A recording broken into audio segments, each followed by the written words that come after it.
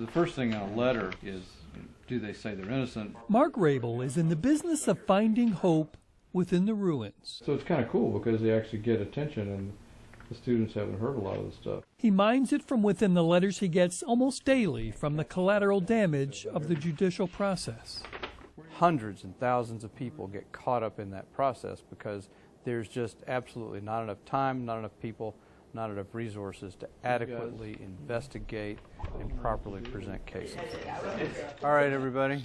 So Rabil has assembled a dozen or so of his brightest law students at Wake Forest. We've looked at, close to 500 cases in our 5 years. To comb through the minutiae of the hundreds of cases that appeal for their help each year. And we look at those cases because I do believe that there are innocent people that have pled guilty. Not simply to get people out of prison, but to free those who truly don't belong there. We're not a not guilty clinic. We're an innocence clinic. Okay, so he's convicted of these 3 things, right? And they think they may just have found their man. So today we're going to talk about Norman Satterfield's case. I was digging deep within myself. 36 years ago, Norman Satterfield stood in a courtroom in Statesville and heard the word guilty. Seemed like the whole inside of me just, boom, fell to the floor.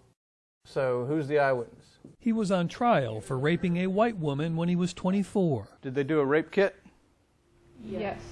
I'm sorry that it happened to her, but it wasn't me.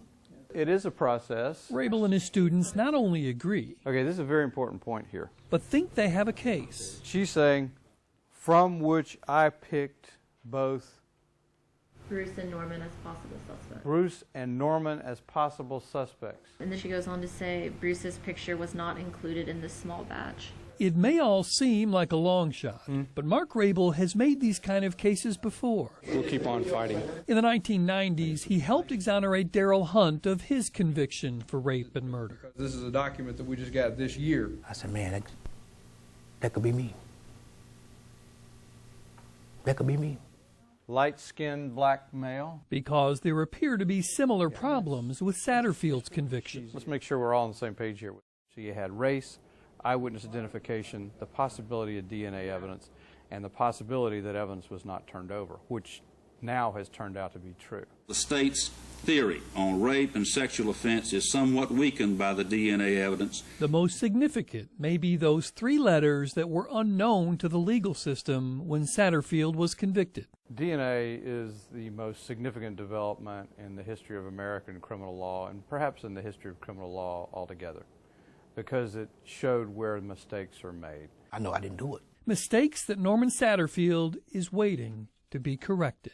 You got to believe within your heart and say, well, I'm going to keep praying and asking God Almighty in my prayers every night to open these doors and gates and let me walk out a free man.